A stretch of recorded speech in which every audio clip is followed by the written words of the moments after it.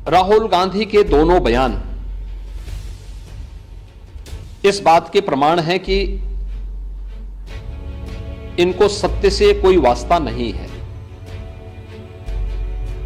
हमने लोकसभा चुनाव कैंपेन के दौरान भी देखा है, अनर्गल प्रलाप करके इन्होंने जिस प्रकार की गुमराह करने वाले वक्तव्य दिए थे, झूठे वक्तव्य दिए थे, संविधान का गला घोंटने वाले लोग संविधान के बारे में गुमराह करने वाले वक्तव्य देने के लिए विदेशी पैसे के बल पर चुनाव को प्रभावित करने का इन्होंने प्रयास किया। 1 लाख रुपए के फर्जी बॉन्ड भरवा करके भारत की माताओं को, बहनों को इन्होंने गुमराह करने का कार्य किया।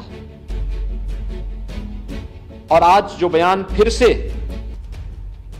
राहुल गांधी ने दिए हैं वे अत्यंत निंदनीय हैं और शर्मनाक भी। अयोध्या को उसकी पहचान से वंचित किसने किया था? क्या ये सच नहीं कि इंडी गठबंधन से जुड़े हुए लोग इसके लिए जिम्मेदार हैं? श्री राहुल गांधी और उनके सहयोगी इस बात के लिए जिम्मेदार हैं जिन्होंने न केवल अयोध्या को वनवास दिया था बल्कि सरयू मैया के रक्त के जल को भी रक्त रंजित करने का कार्य किया था। कौन नहीं जानता है कि अयोध्या को उसकी पहचान से वंचित करने का कार्य आजादी के बाद से ही लगातार कांग्रेस करती रही। रामलला के मंदिर पर ताला लटकाने का काम किया था, हिंदुओं को पूजा करने से वंचित करने का काम कांग्रेस ने किया था।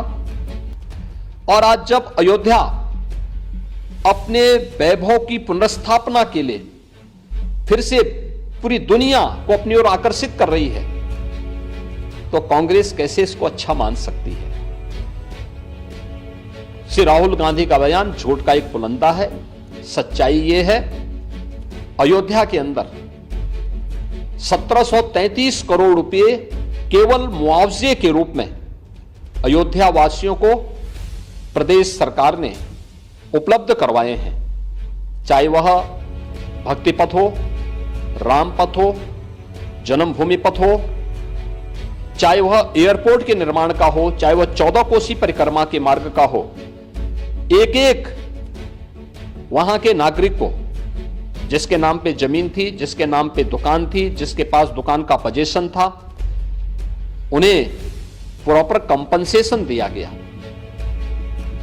प्रॉपर कंपनसेशन देने के साथ ही जो दुकानें थी, जो अपने पीछे दुकान बना सकते थे, उनके लिए उस प्रकार की एफआईआर में छूट दी गई।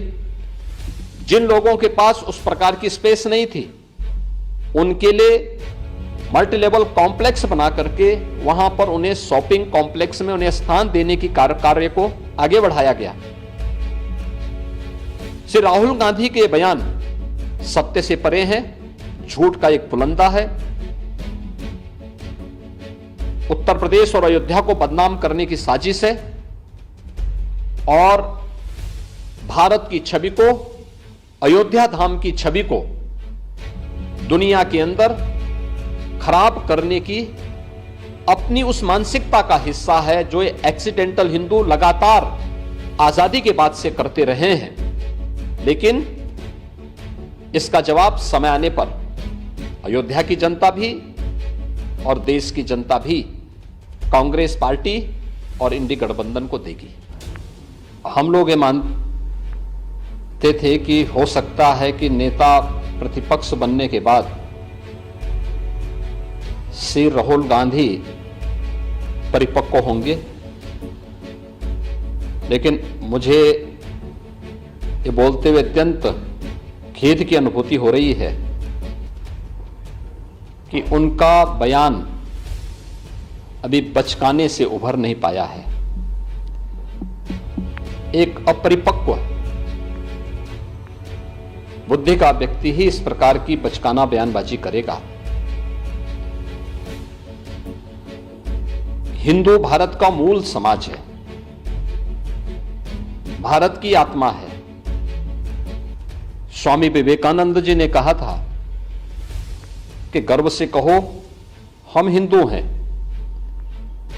हिंदू कोई जाति सूचक शब्द नहीं है, कोई संप्रदाय सूचक शब्द नहीं है।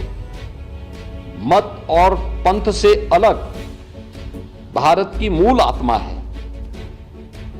श्री राहुल गांधी के इस बयान ने, जिसमें हिंदुओं को बारे में जो टिप्पणियां की हैं, यह सत्य से परे भारत की मूल आत्मा को लहूलुहान करने जैसा है। भारत माता के